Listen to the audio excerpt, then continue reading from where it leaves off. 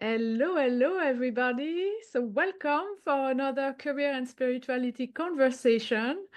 So, for those of you who are joining for the first time, my name is Julie Pone, and I support spiritual seekers having a career experience to reconcile what they do for a living with who they are as a soul. And today, to help me out with this mission, I'm super excited to have a conversation with Jenn Cohen. How are you, Jenn? How are you today? I'm great. I'm so happy to be here. Yes, yeah. I'm very, very happy that you're here too. I can't wait. But before we delve into the nitty-gritty of your career and spirituality journey, let's do a little grounding like I always do. So we'll just close our eyes for a minute or two and take a deep breath. And just first, just notice the weight of our bodies, where we're sitting. And then the weight of our feet on the ground. Even pressing our feet on the ground to connect with the earth that little bit more. Feeling our energy coming back at us, surrounding us. And then allowing our focus to get back into the area of our chest and into our hearts.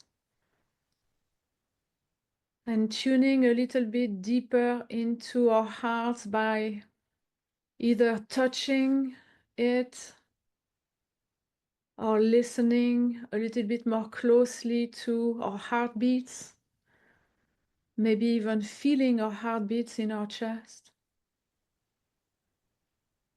And once we've done that, let's just take some slow, deep breath, breathing a little slower and deeper than usual for about a minute. And I'll keep track of the time for everyone.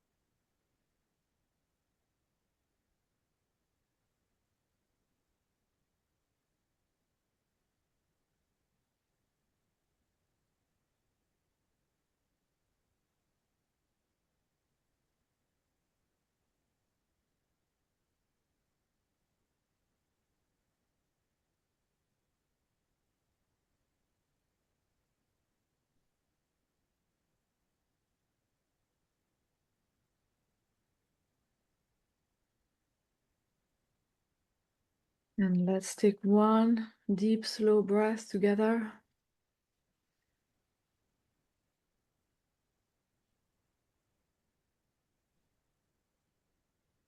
Before opening our eyes when we're ready. Ta-da! Welcome back. Amazing. Oh, Jen, so thank you so much for being here. So I don't want to spoil, any juicy information. So for now, I'm just gonna tell everybody that you're an intuitive mentor with a super exciting background, like career background that you'll tell us about as well. But you have a lot to teach us about intuition. And before we get to that, I would love first to know what has been your spiritual journey. What does it mean to you? Whether you have a definition of it, or what's your journey, your spiritual journey? Mm. First, I just have to say, this is the only podcast that allows us to meditate like that in the very beginning, and that I've been on, I'll say. And what a difference. What an amazing grounding and just being present And that is a lot of what intuition is. It can only be accessed in the present moment. So thank you for starting us off like that. And I know that you do that every time. I think it's amazing. For Thank me, you. my spiritual journey started at the age of 20 when my dad suddenly passed. I was just starting my junior year of college, and I got the unexpected phone call that he had passed. And the night of his funeral, we grew up in a Jewish tradition, and so sitting Shiva, so there were a lot of people there, and it's, immediately the funeral happens within 3 days of the passing. So it was all very fresh and overwhelming for me. And there's the rituals of the religion, and those just weren't comforting me in the way that I needed at the time. And so I went back to my parents' bedroom and I lied down on my dad's side of the bed, and it was pitch black. There were no lights on. And I was really grieving and kind of calling out and, just saying, God, God, why? And all of a sudden, the bedside table light, which was off, flashed on and off and on and off. And I looked over, I stopped crying immediately. And I looked over and I said, Dad, is that you? And it flashed on and off and on and off. And so it was immediate. It was an immediate knowing, that's him. That's him. He's talking with me. There's no power outage. There's no other explanation for this. It was just a knowing. And so that really started my second relationship with my dad. And so I went back up to school and he continued with these signs. Light is really easy for those that have transitioned to manipulate in the early stages of their passing. And so I would be walking down a street, at night, and the street lights would flicker on and off and flicker on and off. And it was, that happens, from time to time, but this would be like I would walk to one street light and then the next one would go off and then the next one and the next one. And it was just, I'm like, this is amazing. And that continued through other signs as well that he would send me. And in my grief, being a 20-year-old, I really stuck on the anger phase of the grieving process. And there were all these milestones that I was felt like I was shorted out on because he had passed so quickly. And so in my anger, I didn't realize I was doing this at the time. But I handed over to him. I just said, you left quickly. I'm handing over my profession to you. I'm handing over my career to you. And you're going to take that and you're just going to make sure that I always am taken care of and that I can always provide for myself and that I feel safe. And I handed that over just like, yeah, like this is it. And I felt deeply him take it and him just say, my pleasure. Like, absolutely, I can do this. And so I entered into a 27-year career in the entertainment industry that was very much guided by synchronicities that he put in my place, I felt. And there was a knowing and a trust that I wasn't bogging down my critical mind and my mind with this stress of, oh God, I got to figure out what I'm going to do. I got to figure out what I'm going to do. And there was an ease and a flow to that. And so later on in life, when I could fully understand what was, that's interesting that I kind of did that. Um, there was never a worry about the career. There was never a worry. Of course, there were speed bumps and there were times when, there'd be layoffs or, I was ready to leave a job and I was just, not happy in the job, but there was never a worry that I wasn't going to be able to discover what was next for me. And that led to my later years in entertainment. And we can fill in the blanks here a little bit, but I'll just take you full circle where I knew I was done in the corporate space of that. I had moved to Manhattan. For 10 years, I had climbed the ranks. I was a senior executive, and I was feeling very empty. And there was a lot of change in the entertainment industry with streamers and with acquisitions. And there was a lot of fear that people were having, and I could just feel in my soul. I'm just like, oh man, this is not it right now. And I put in my notice. I returned back to California, where I live now. And within 2 months of returning back, my dad came through to me in automatic writing, which is a form of channeling. And Yeah. I filled up 3 notebooks in 4 days of just basically a download of like, okay, here's what's next, here's what's next, here's why. And for about a year, he just continued just to kind of hold my hand and say, I know that this feels really scary, this feels really different, but this has always been your path, and it will become clear. But it's just those steps that, you continue to get signs and you just get a knowing, and it's that trust. And to go back to your question of spirituality, I believe it's our spirit. Yeah. And how, because you say you're from a Jewish tradition, Mhm. like, so all of these experience, did they blend with that, with that tradition, or were you like an outsider from it, or very much Mhm. like, into it? Mhm. How did that work out? Yeah, such an interesting question because my mom actually converted. So she was Catholic and then converted into Judaism. And she was probably the most interested in it because she, learned it later in life and was just like, oh, this is really interesting to her. And I would say that my dad felt restricted Okay. in the Jewish traditions and religion, and being a male in there, and what he had to live up to. I would say now. I didn't realize that at the time. And um, I didn't feel as if I could be very open about what I was experiencing at the time. 30 years later with my mom, I opened up before she passed away, and she was extremely open to it. But I kept it very quiet.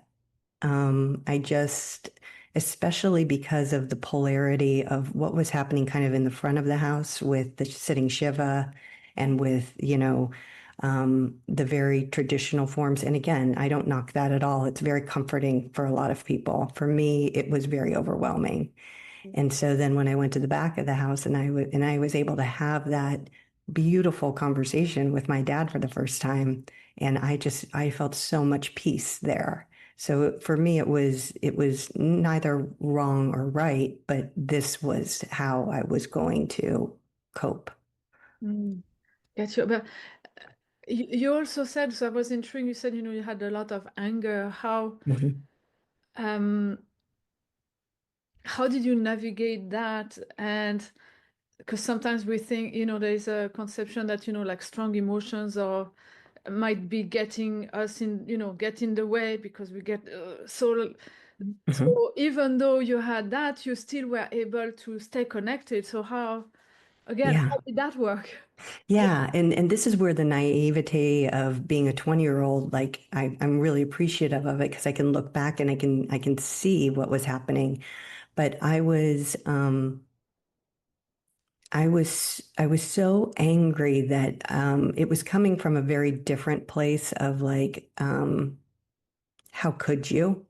And with that anger, it was, unbeknownst to me at the time, it was a gift because for some reason my intuition had come in and said like, okay, we're gonna channel this anger into an action that is actually really good for you, even though at the time it seemed like I was just kind of stomping my feet and being like, well, then you take this, and like, and again, not understanding really what was happening. It was actually the healthiest thing I could do, but anger was the catalyst for that intuitive message to be brought forth. Oh, okay. So would you say that would you have just accepted and followed like, got into your grief, calmly? Like, do you think like all of this might not have happened? Do you think I think I would have rebelled. okay, I think I would have gone the other way. I think I would have acted out, probably in unhealthy relationships with men. okay, That's my guess. yeah, That's my guess. And knowing my dad and our relationship, there was no way that he was going to allow that to happen. Yeah. And Yeah. so it was a really just a very strong pull. So you kept, it's amazing. So you kept, he wasn't there physically, but you kept a relationship to hold your life with him. I would say that we're closer after his death than we ever could have been on the physical earth. Yeah. That's powerful. Yeah. So I wasn't planning to go there, but Yeah. do you think there is a way for anyone to have that type of relationship with their loved ones? Absolutely. Absolutely. I channel as well as teach about intuition and connecting with loved ones that have passed. We can even connect with our higher selves. We can connect with higher selves of people that are still on this earth. It's Yeah. energy. Oh, And being able to access that is possible for anybody. There's just a lot of static within most of us that once we get close, it's almost a little scary for people, but it's actually the most love, most high vibrational feelings once, we're able to access that person's soul and that person's vibration. So yeah, absolutely. wow. Okay. So, because I understand that he took you on this professional journey, and what it sounds like is that, in a way, it was how do you say, the learning years of finessing interpreting the signs and Yeah, yeah. until there at some point then it's like, okay, well, now you go onto your like a real path, or maybe I don't know. Yeah, Yeah. yeah, absolutely. Absolutely. And I would say the last 10 years, because I lived in California and then I moved to Manhattan. I don't know if you've ever been to Manhattan, No, New York. oh, like a long time ago when I was small. Small, yeah. Well, the energy there is electric, and there's so many people. I mean, a subway ride in the morning, I would be around more people than I'd be around in a month in California. I mean, it was just, yeah, because you get in your car in California, you drive, you go up an elevator, you're in your office. I mean, it's very different. And so I had to learn because when I do communicate, it's a very neutral energy, and so I have to be very neutral in order to feel that energy. And so when I'm around that many people in Manhattan and New York, and in the job that I was in, I was dealing with many types of people. Being an empathic person, I had to realize what I was taking on from other people and what was actually my own. Yeah. And that was a huge lesson. And for me, the way that I needed to process and discover how to navigate that was to be thrown into one of the busiest cities in the world. Yeah, it sounds like boot camp. Absolutely. Like, yeah, Absolutely. But if that's you, how I learned. yeah, if you can listen to your intuition there, you can listen Yeah. to it anywhere. Anyway, that's the slogan. If you can make it here, you can make it anywhere. Yeah, exactly, yes. I love, I love that. Wow. But yeah, because yeah, there's a lot. I find that, intuition, or, or my few attempts at channeling or things like that, it Yeah. feels like, how do I know it's me? Like, where is this coming from? Am I making this up? Is it, what do I hear? Is it so? Yeah. So I guess Yeah. you had the, it's like Navy SEALs training for intuitives.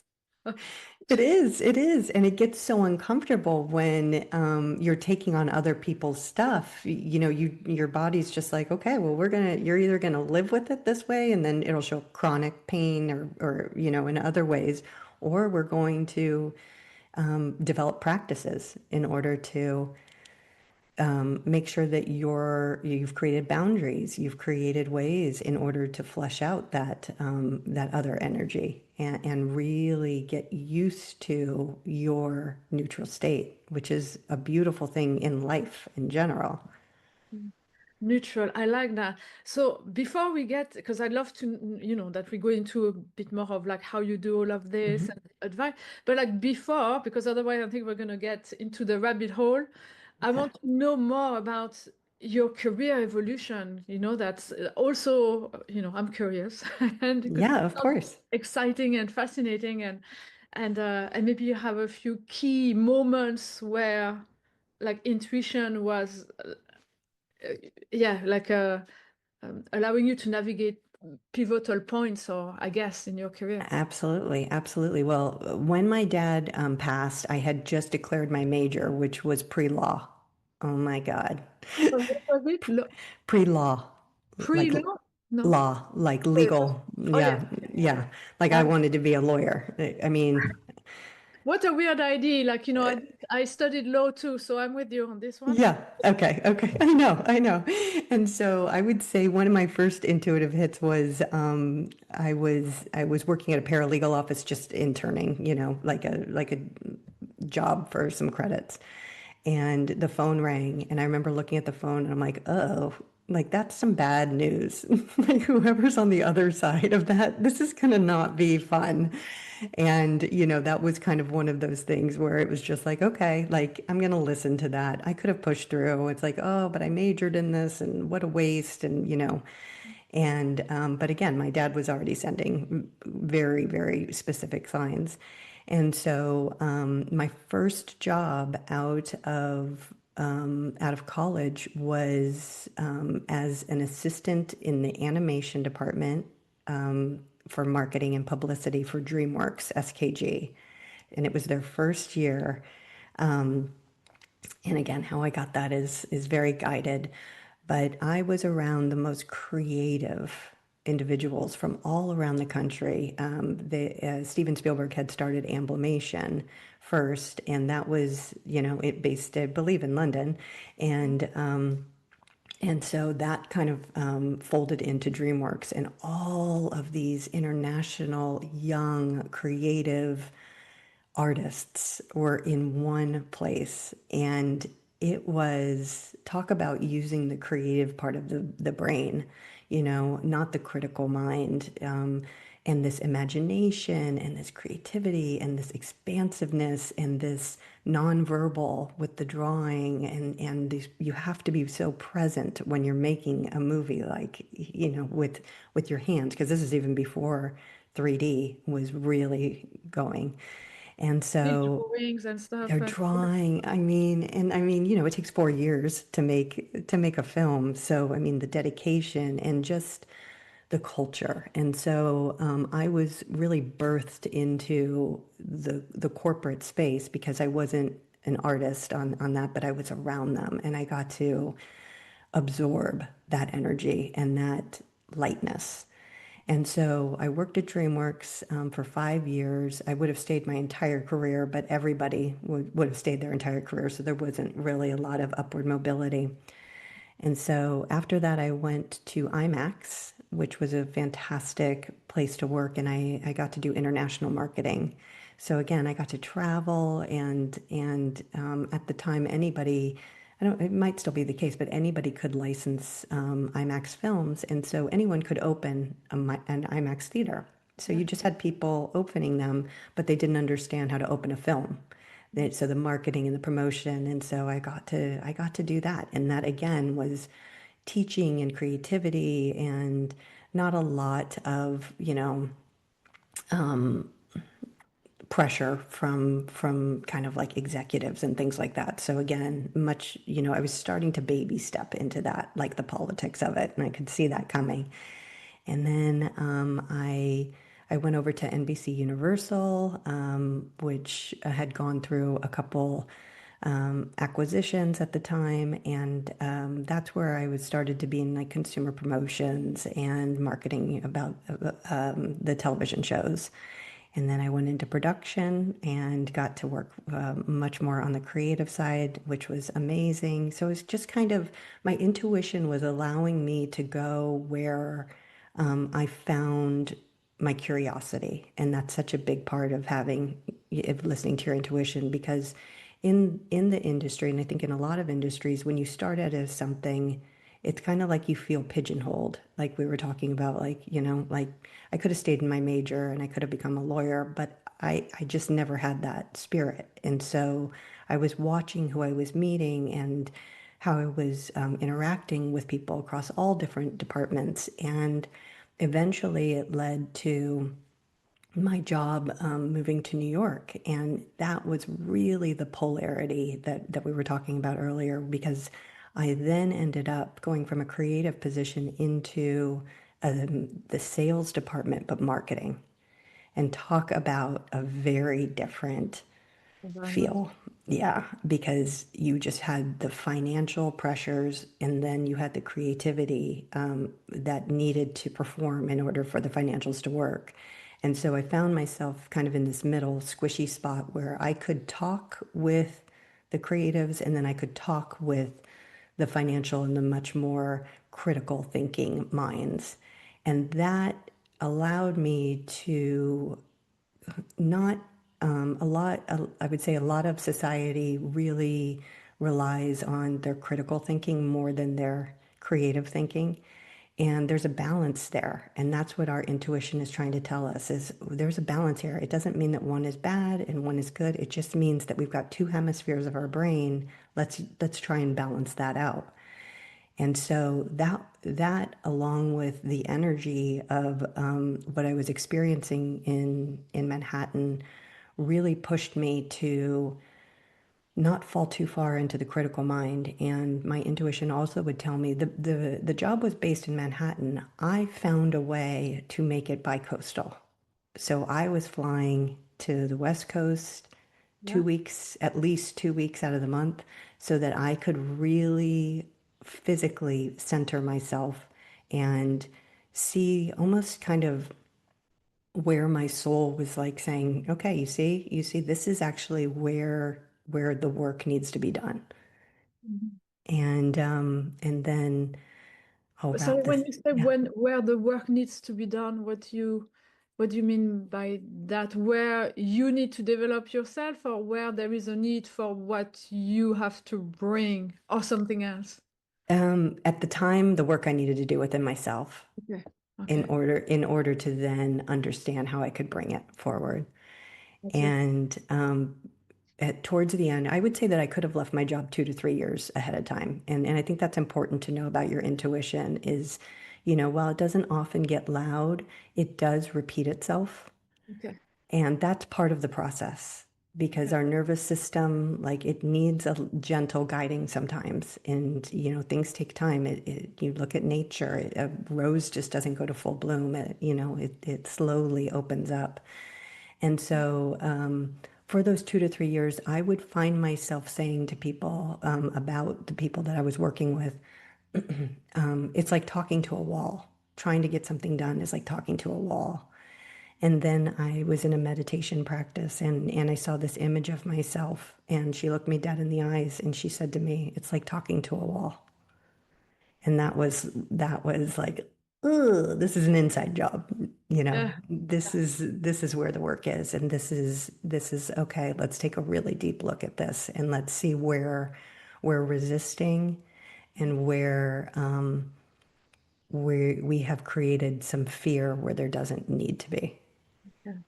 I like what you said about, okay, I could have left a few years before, but it took that time and for my intuition to, get me there.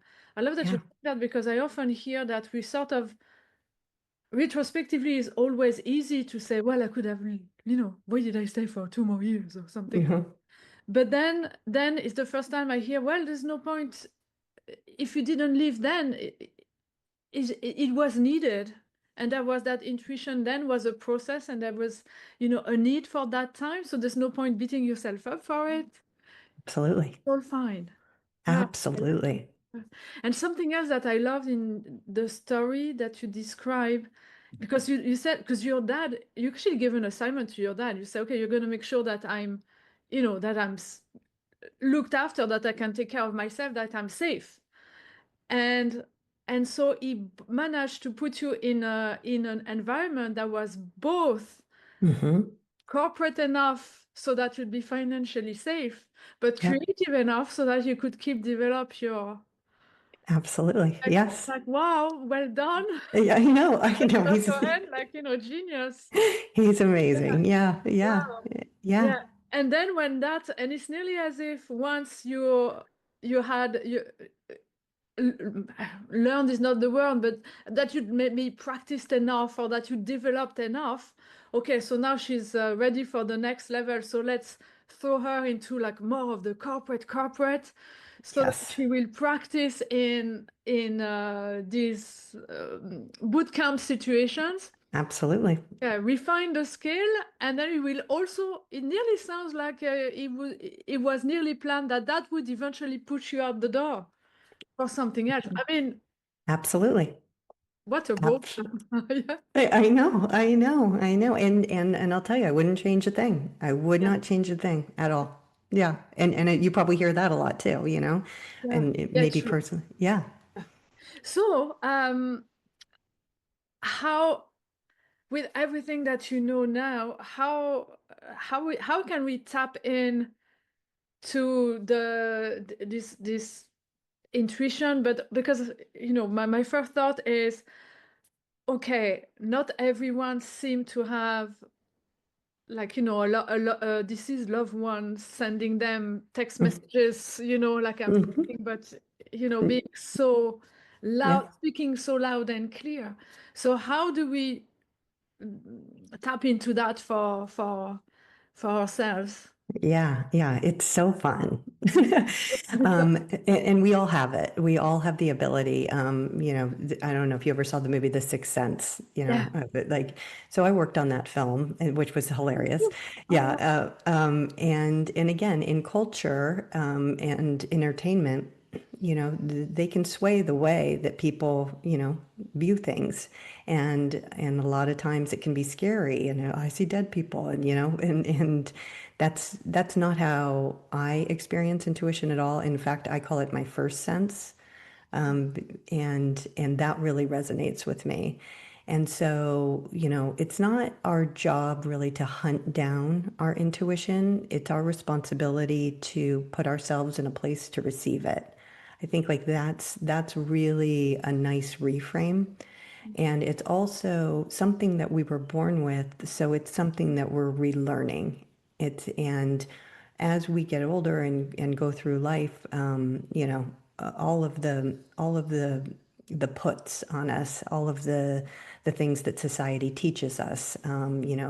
Hard work is the only way that things pay off, and if you don't do this and if you don't graduate, you're never going to, all of the things from our ancestors, which again, they lived in a life, and in a time where those things might have been true. We're realizing very quickly that's actually not the case here. And so, being able to understand that our intuition is always readily available to us, and when we hear how we can tap into our intuition is noticing when our critical mind and our patterned mind and our mind that loves to tell us stories to keep us very safe comes in. So what I'm about to say, it'd be great if you and your listeners can just kind of feel into your body and just say, okay, what is the first thing that I think of, or that comes in?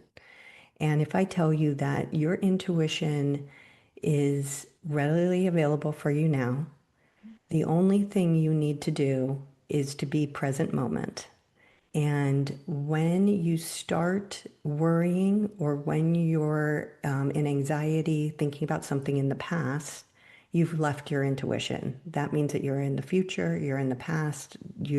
So you can watch yourself kind of. It's very much like meditation, and that's the beautiful part of meditation, is seeing your thoughts and then pulling it back in, and seeing your thoughts and pulling it back in.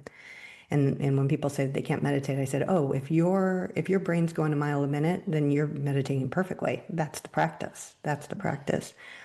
And so if just kind of listen to your mind now when I say, the easiest way to be one with your intuition is to do things that you love.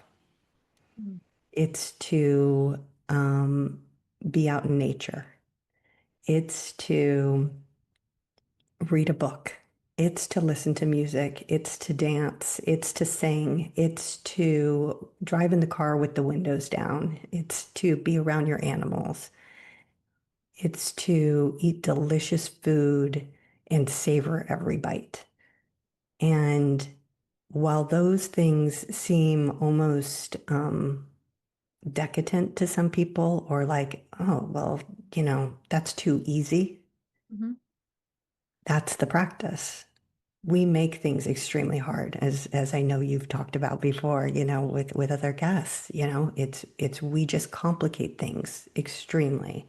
And so once we have this awareness of our intuition, and once we can begin to notice how our body feels when we're doing these acts of love to ourselves, when we're in this state of just complete freedom, then what you'll see begins to happen is you might be out at a restaurant and all of a sudden there's a song that comes on in the restaurant that is maybe a deceased loved one's favorite song, or something that brings back a memory of your grandparent or great grandparent or whoever. And that is the intuition coming in.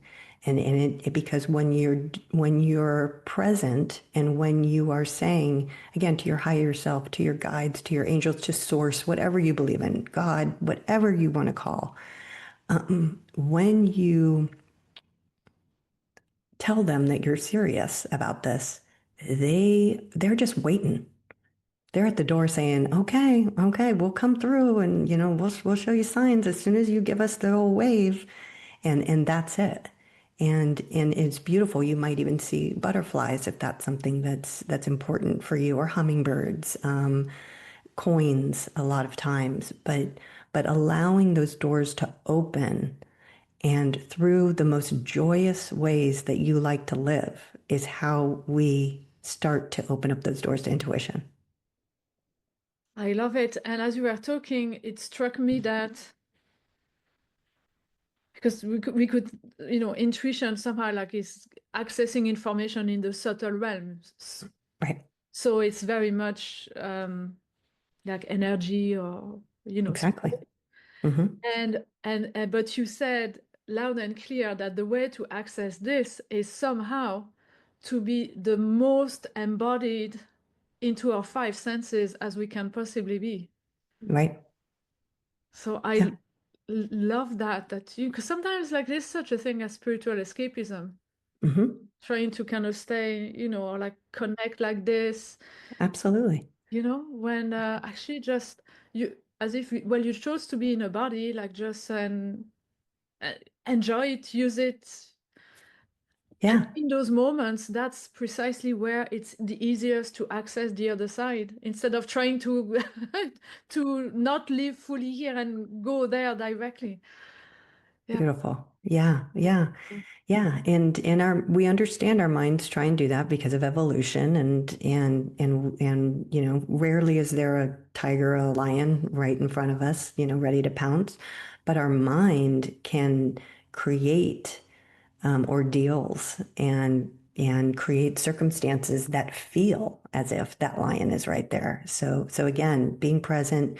And a tool or tip that I like to teach is the quickest way to get there is to name three things that you're seeing around you. So, okay, I see a candle. I see hardwood floors. I see a red flower. And like that just gets you right into present moment, grounded, and out of the critical mind. Okay. So I have another question about when we think that we are in there and having an intuitive message, or how do we know that it's our intuition, or maybe some other parts of us, or Sure. some old fear showing up, or some bias, or that we just hear what we want to hear because it suits us. How do we Yeah. know the difference? Sure. Sure. So I teach this a couple different ways. The first is I'll just say practically, you can feel in your body when your chest expands, when your breathing is just easeful and flowing. And then you can feel if you were to instantly kind of start to think about something that gives you anxiety, your shoulders kind of start to creep up, your breathing starts to go. That's fear. So that's just a real quick one. And again, you have to be really in touch with your body, and so that's why being on the beach or whatever you love to do, that's the feeling of flow. So it's not that restriction in your chest. When your intuition comes, you know it. Another way that I like to teach it is we all do this every single day. It's intuitive eating. Oh, And when you decide I feel like eating, XYZ, let's just say a big healthy salad, versus, a hot roast beef sandwich, like, quickly, oh, the roast beef sandwich actually makes my stomach turn right now, where this yummy light salad sounds good. And you can see how that's an intuitive hit, but like we'll put our other senses to that. So like a green salad sounds really good to me. yeah. And like that's a different sense. That's actually your intuition. But we're not going to say, I'm intuitively feeling like eating a green salad. I mean, you could, but um, also, we have phrases like "I smell a rat," Oh, like when something's off, and then we attune it to that sense. So again, your intuition, these things that you probably feel, on a daily basis. But the eating is really an easy one. I feel like eating this. I feel like eating that. That's your intuition. That's again kind of the feeling that you get when you get a hit. Another way that I work with clients is a lot of people, I'm one of them, but feel this unbelievable love around animals. And if you have a pet that you just like, yummy, yummy, like want to like snuggle up with, that also is a knowing of intuition. That's also a way that you feel it. It's the ability to understand something immediately without the need for conscious reasoning. That's the actual definition, dictionary definition, and we all have that. We all just like, oh, it's just a knowing. Some people get chills, goosebumps. They'll say like, oh, I just had a gut feeling. You've experienced that before, and now when you label it, when you have it, it's a signal to the universe of, okay, they're ready for the next one. We're just going to start dropping these in. Boom, boom, boom, boom, boom. yeah. Yeah. It's really like there's baby steps and that you learn to trust your own sensations. Yeah. And the more you trust, the easier it gets because you straight away from the feeling you have in your body, you know whether, well, it either feels good or doesn't. Yeah. It really sounds Yeah. like it's as simple as that. It is. It's as simple as that, and you can try it out with, if you're driving in your car and you might get a hit like, you know what, I feel like I should take a different route today. And then you miss a bunch of traffic. It doesn't have to be really high stakes. Um, it could also be, this person's been on my mind for the last couple of weeks, and I'm just going to shoot them out a text. And there might be a response back. If I was just thinking about you too, or I was just about to call you, those are really low stakes. But again, it's like building a muscle, like any kind of working out. It's that kind of commitment to yourself and to your truth. And with that, your life just tends to get much easier. You're not second guessing as much. It's a lot more efficient, a lot more effective, again, in your job too. Um, and there's just a knowing that maybe, let's expectations are a whole nother thing, but like if there was something that you thought should happen and your intuition maybe guided you away from that, you're going to be able to see why that happened. It might not be immediately, but it's it's there to help you in the grandest way. It's not there to, it has, intuition has no reason to keep you protected. It's not here for smallness. It's here for greatness. So I always think, oh, that didn't occur because something greater is in the works for me, and that's where our intuition is our best friend and our best guide. Yeah, it's here for the big picture, not Yeah. not the small. So like it delays gratification when it needs to be delayed. Yes. Yes. Yeah, yeah. Yes. Yeah. Exactly. And you mentioned like, in the job as well, actually, really something I wanted to ask you about, like any advice for people maybe in corporate and maybe in the type of corporate that maybe not so creative as the one you were in, Mm-hmm. Mm-hmm. probably subjected with a lot of possibly fight or flight pressure, Yes. how like how yeah, what advice do you have for them to tap into their intuition? Yeah. I would say the first one is kind of it piggies back on the story that I was saying about talking to a wall. Notice the story that you keep repeating to other people, Okay.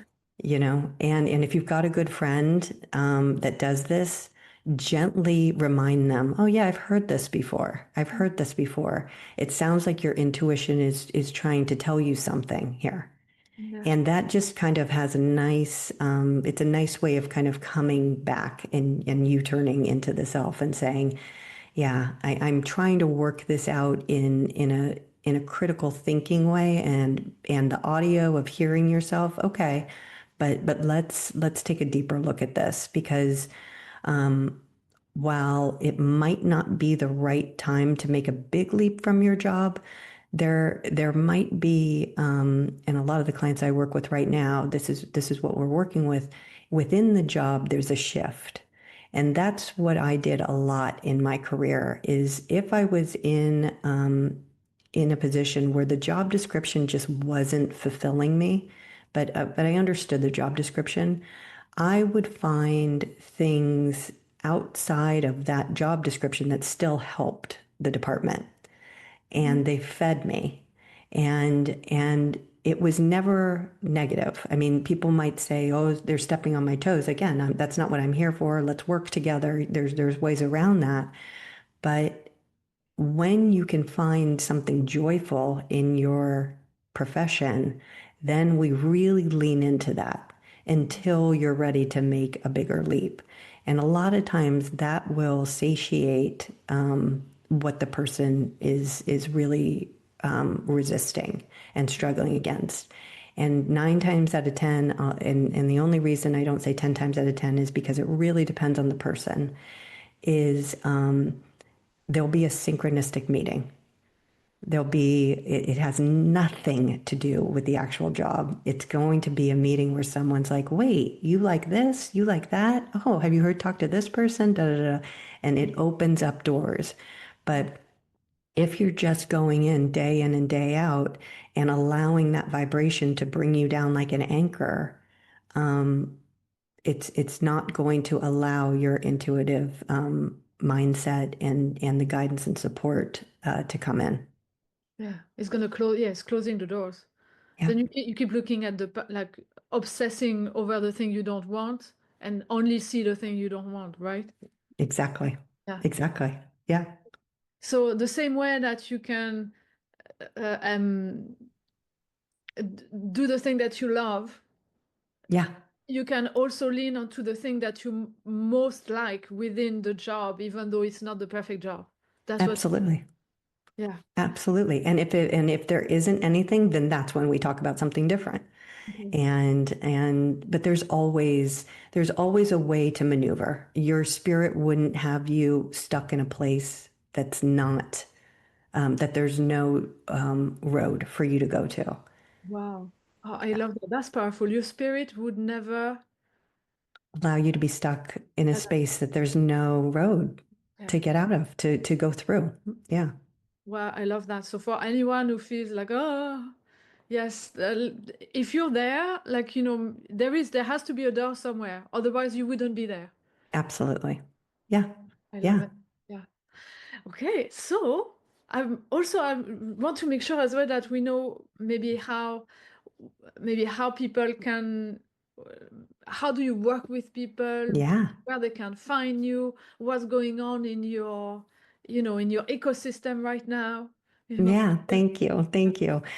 So I work with businesses and I work with one-on-one with people. And, depending on what avenue of your life that you're looking for guidance and support around, I do a lot with conflict resolution, family, with career.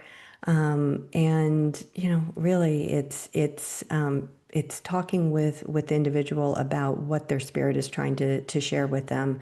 And so I can channel during our sessions if that's something that people are open to, or we just work through scenarios. We work through what they're bumping up against.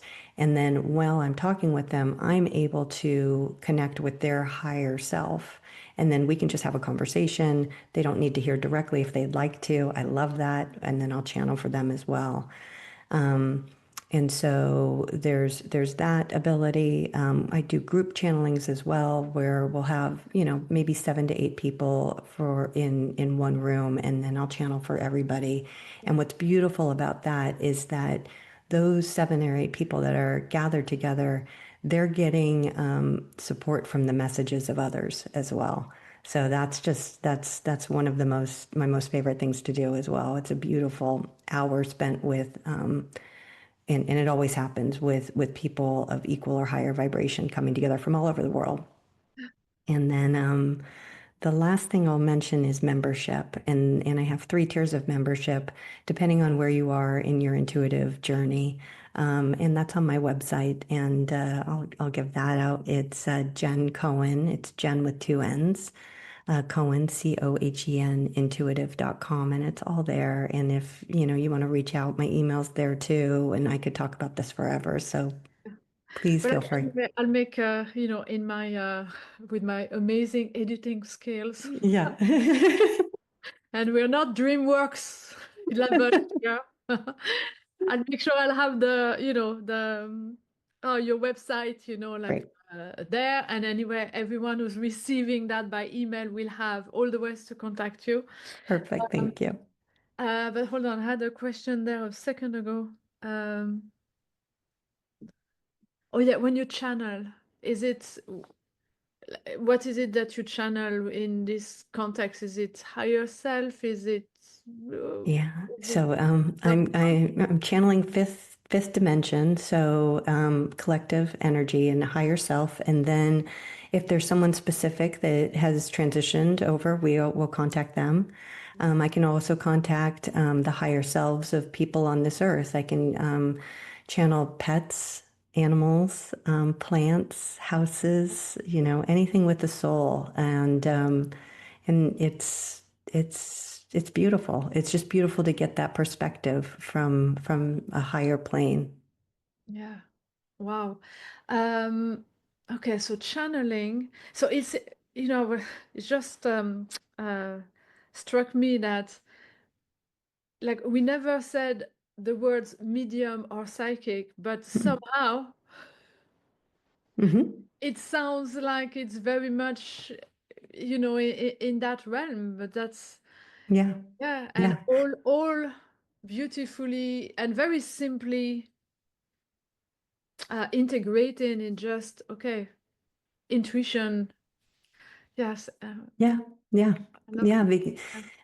Yeah, I love to incorporate it in there because how I channel it's present moment. So I'm not predicting anything in the future. And sometimes with psychic, people get that. And mediumship is definitely part of what I do. But it's really the messages that come through. They're meant for you to be received right now. yeah, And we'll record them as well. And they're so layered that if someone does choose to listen to it again, they're probably going to have an entirely new experience with it because of the layers of the messages, which is beautiful. yeah. Wow, so exciting, so very exciting, very exciting. So I have like, I'd have like, tons more questions, but I know we need, we need to end it at some point. So Yeah. before I let you go, I would love to ask, is there one question I haven't asked you that you want to answer? Or anything that maybe that you feel that you need to channel or that Yeah. perhaps you want to tell us? Yeah. Well, I'd like to ask you, is there an animal that you were Any that animal? Uh, yeah. Like ah, if well, I have, I have horses at home. you have horses. Okay. Yeah, yeah, yeah, yeah. Okay. I Okay. would Well, I say, mean, oh, yeah. I But mean, the most intuitive of animals. oh yeah, yeah. But it's interesting because there was a time when I was trying to like study, it's not, like intuitive communications, and Hmm. I had, it felt like one of like my horse that I had for many years. It felt like she was literally my conscience. So it's like, wha- Yeah. like, But I guess I didn't really trust myself that much at the time. But yeah, Well, a horse will be the first one if you're not feeling neutral, you know, the horse is like, bye. I'm not picking up your energy. Like, see you later. yeah, I mean, that is the go-to, and that's why the horse therapy or, for me, their hearts are so big, and to have that heart coherence. I mean, yes, uh, yeah, yes, yeah. yeah, That's why we feel so good about horses. They yeah. feel they generate that wave. That's like, yes, I There's, live. Yeah. yeah, no, they're unbelievable, unbelievable animals. Do you have animals around you actually as well, or like what? It's funny. I don't personally at this moment. I really pick up animal energy, and so I'm still. I need to. I've got a little bit more work to do on that. But like, if I'll see an injured animal, I will. And I didn't realize this until probably maybe 3, 4 years ago when I said there was a bird that had an injured leg, and I said to my friend, I said, "Ow, do you feel that?" And they're like, "What are you talking about?" No. And I'm like, "What do you mean?" I thought everybody felt that.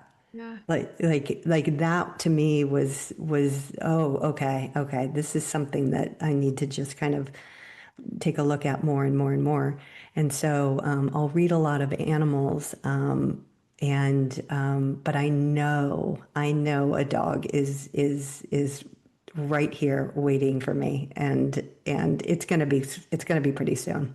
Oh my God, yes. Oh, please tell me I will. when I he or will. she arrives into your life. It's so I will. exciting. Yes, yeah. I will because I feel it. I feel it. And so I'm just waiting for the inevitable, which is I'm excited about. I love Yeah. it. Okay, so any last words that you want to, Oh, I could talk to you forever. I could talk to you forever. So but if you I say that, we're going to be here for another I know, I know. podcast. I know. I think that anyone listening to this, there's a reason. Your intuition has brought you here. There's a reason. And explore that. Be curious. Use that imagination. You can't create what, you can't imagine. So it's a beautiful way to, I think, end our time together right now. And that is, I'm just so grateful to who we've reached and to, meeting and having this time with you. Thank you so much, Jen. Me too. Yes, I love it. You can, yes, imagination. If you're not, yeah, if in doubt, use your imagination, right? That's right. Yeah. That's right. Absolutely. Thank you so much, my dear. So, to everyone, thank you so much for listening to us today. And take good care of yourselves. Listen. So, you heard Jen just, go out on the beach, like Yeah. have a dance, enjoy a hot shower, listen to your body, be present.